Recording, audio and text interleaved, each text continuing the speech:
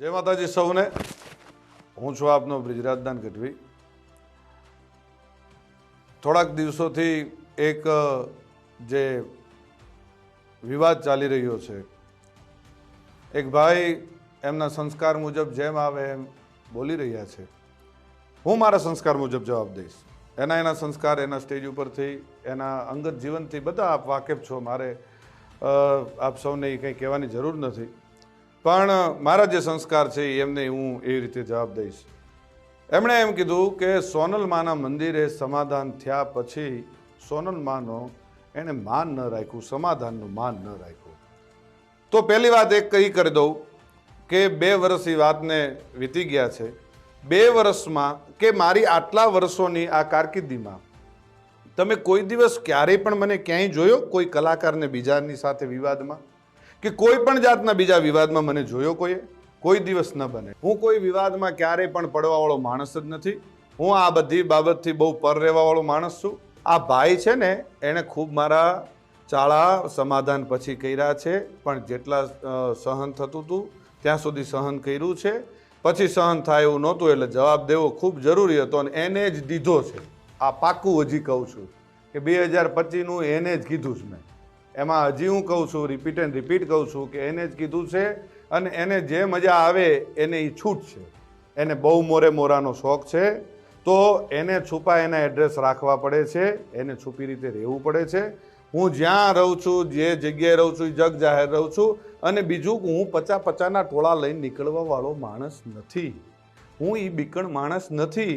મારે કોઈ બોડીગાર્ડોને બધાને કોઈ કોન્ટ્રાક્ટ ઉપર રાખવા પડતા નથી।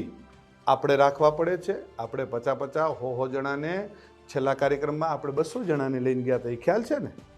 એટલે એ બધું આપશ્રીને શોભે છે, આપશ્રીને કરવું કોઈ વાંધો નહીં। હું ને મારો ડ્રાઈવર વધીને કોઈક એકાદો ભાઈ કદાચ કોઈ ભેળો હોય તો અમે એટલા જ હોઈએ છીએ। ગમે ત્યારે મજા આવે ત્યારે મોસ્ટ વેલકમ છે।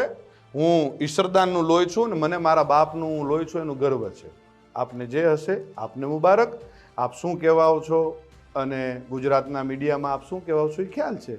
એટલે રાખી સાવંત હું આપને વધારે કાંઈ નહીં કહું।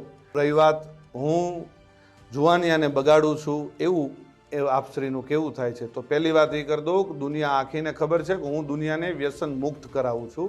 હું દુનિયાને સંસ્કારનો સારા કાર્યક્રમોની સારી વાતો કરું છું। આપશ્રી જેવું 302 307 આવું કરાવવાનું કોઈ કાર્ય મારું નથી। ક્યારેય પણ હું કોઈ અશ્લીલતા ઉપર ક્યારેય અશ્લીલ શબ્દ મારા સ્ટેજ ઉપરથી નથી આવ્યો। જે આપના સંસ્કાર મુજબ આપ ખૂબ સરસ રીતે જે આપના સંસ્કાર આપ દેખાડો છો એ મારું ક્યારેય હું કોઈ અશ્લીલ શબ્દ નથી બોલ્યો, કોઈ બેન દીકરી માટે ક્યારેય કોઈ હું ખરાબ વાત નથી કરી। આપને શોભે એ આપ કરો છો, આપને મુબારક। અને મોરે મોરાનો જ્યારે પણ શોખ હોય ત્યારે કોઈ પણ જાતનું મનમાં ન રહી જાય, મનની મનમાં ન રાખતા। વેલકમ છે અને મોસ્ટ વેલકમ છે। મારે તમ તારે કોઈ બીજી આપની સાથે બીજી ચર્ચાઓ નથી કરવી, બીજી વાતો નથી કરવી, પણ મારા ચાહક મિત્રો, મારા બાપુના ચાહક મિત્રો, લાખો કરોડો ચાહક મિત્રોને માઠું લાગ્યું છે। અને આ માત્ર તમે મને એકને નથી કીધું, ચારણ સમાજને કીધું છે। તમે જે શબ્દ વાપરા છે મને મારી એક માટે નથી વાપરા, ચારણ સમાજ, આખા ચારણ સમાજને તમે સંબોધીને કીધું છે। અને બીજું કે જે આપશ્રીના રોટલા ચાલે છે ને એ કોના થકી ચાલે છે ખ્યાલ છે ને? મારા કે મારા પરિવારનું હું નથી કહેતો, ચારણો થકી ચાલે છે। અને જે આપ પાછળથી જે કંઈ ચારણો માટે કોમેન્ટ કરો છો, જે કંઈ કરો છો, માપે રહેજો, મજા આવશે।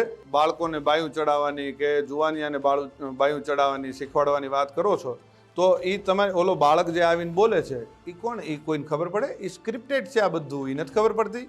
એ બાળકને તમે સમજાવીને એક ભાઈ તમને આવીને કાનમાં કહી ગયો અને એ છોકરો આવીને તમને કહે, એલા ભાઈ આ બાળકને તમે જિંદગી નથી બગાડતા? અત્યારથી આ બધું શું શીખવાડો છો? ચકલા બાજ નહીં બન જાતા, આ શું છે? શું તમારા સંસ્કારો ખબર પડી જાય છે। એટલે માપે રહ્યો, પાછા વળી જાઓ। અને રહી વાત ડાયરા ઉપરથી કોઈ કોમેન્ટ કરવાની, કોઈ ફિલોસોફી કરવાની, તો એ ખાસ હું કહું છું કે કોઈ પણ જગ્યાએ જાઓ તો કોઈ પણ રીતે કોઈ પણ કોમેન્ટ કર્યા પહેલાં ખૂબ ધ્યાન રાખજો અને કોઈ પણનો ડાયરો બગાડતા નહીં। આ વિડીયોના માધ્યમથી એટલે હું જવાબ દઉં છું, કાલ ડાયરો મારોય હતો પણ એ બીજા બધાને શું વાંક? મારે બીજા બધાનો એ જે કંઈ આપણે વાતો કરવા જઈએ છીએ એટલે એ બધી વાતો મેં કરી। અને ખંભાળિયા જે ડાયરામાં હું બોલ્યો એ સંપૂર્ણ મારા પરિવારનો ડાયરો હતો, મારા સમાજનો ડાયરો હતો, એટલે હું બોલ્યો હતો। અને જ્યાં જરૂર પડે ત્યાં બોલવાનું છે। અને જે તમને શોખ છે ને મોરે મોરાનો, એ મોરે મોરાનો શોખ તમતાર જ્યારે પૂરો કરવો હોય ત્યારે મોસ્ટ વેલકમ છે. આવી જજો મોજથી, મનની મનમાં ન રહી જાય એનું ખાસ ધ્યાન રાખજો. અને જેને લાગુ પડે એને નહીં, હું આપ શ્રીને જ કહું છું. શું? આ બ્રિજરાજદાન ઈશ્વરદાન ગઢવી આપ શ્રીને જ કહે છે, એટલે આ ખાસ વાતને યાદ રાખવી હો. અને જે ચાળો કરતા હોય ત્યાં કરવો.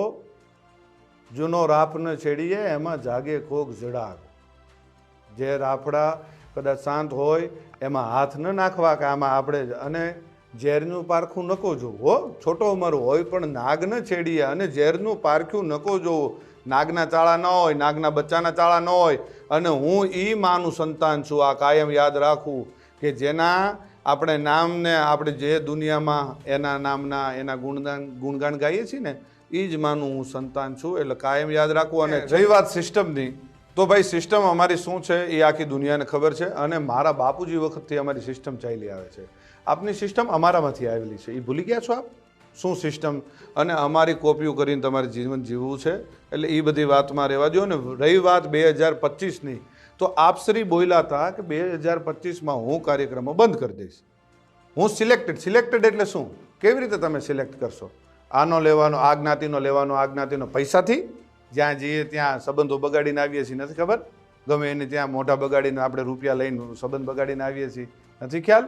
બધી ખ્યાલ છે. બધી ચોખોટું, ઘણી બધી ચોખોટું હું કરું ને તો ઘણી બધી ચોખોટું થાય અને દુનિયા થૂ કરશે. એટલે મહેરબાનીથી, શાંતિથી તમે જે કરતા હોય એ કરી ખાવ. અને જેમ બંધમુઠ્ઠી છે, એ આ જે બંધમુઠ્ઠી છે ને એ જ જમાવટ છે. જો ખુલી જશે તો તમને કોઈ પણ રીતે સહન નહીં થાય. એટલે મહેરબાની કરીને શાંતિથી તમારું જીવન જીવો. અને આપશ્રીની એવી ટેવ છે કે આપણે સવારે બોલીને સાંજે ફરી જઈએ, સાંજે બોલીને સવારે ફરી જઈએ. રોજ આપણે ફરી જવું હોય એ આપશ્રીના ખૂબ સારી રીતે આપના સંસ્કારમાં હશે. અને ખૂબ ફરવું, કાચીડો જેમ રંગ બદલે ને એમ આપણે રંગ બદલીએ છીએ. એ તો આપની માટેની ઘણી બધી કહેવતો છે. આપને રાખી સાવંત કહે છે, આપને કાચીડો કહે છે, આપને શિયાળિયું કહે છે, બધા ઘણા બધા છે. અને જે 18 વર્ષને આપ સાથે લઈને ચાલવાવાળી હમણે જે આ 2025થી આપને જે ભાવ જાગવા માંડ્યો છે, ખબર નથી? મારી માફી માંગ્યા પછી મારી માફી, બીજી સમાધાનવાળી વાત મને અત્યારે યાદ આવે છે. સમાધાન? ભાઈ હું સમાધાન કરવા આવ્યો હતો? આપશ્રી આપના 50 જણાને દોડાવ્યા હતા કે બ્રિજરાજદાન ભાઈ યાર જલ્દી સમાધાન કરાવી દો, નકર આમ થઈ જશે ને તેમ થઈ જશે. એટલે એ બધી વાતો બંધ કરો. અને બીજી હજી એક વાત એ કરી દો કે 18 વર્ષને સાથે લઈને આલો છો. કેદી આવેલા તમે? ખબર નથી? એક કાર્યક્રમમાં, જાહેર કાર્યક્રમમાં 10,000 માણાની, જે તે સમાજનો કાર્યક્રમ હતો, 10,000 માણાની વચ્ચે માફી માગવી પડી હતી. ભૂલી ગયા છો? ખોટી બધી વાતો બંધ કરો. જે કરતા હોય કરી ખાઓ. અને જે કંઈ થોડું ઘણું તમને આ જે ડાયલોગબાજી આવડે છે, જે કંઈ ટૂંકી વાતો આવડે છે 2-4 મિનિટની, એ કરી જાણો અને મોજ કરો. જય માતાજી, જય દ્વારકાધીશ.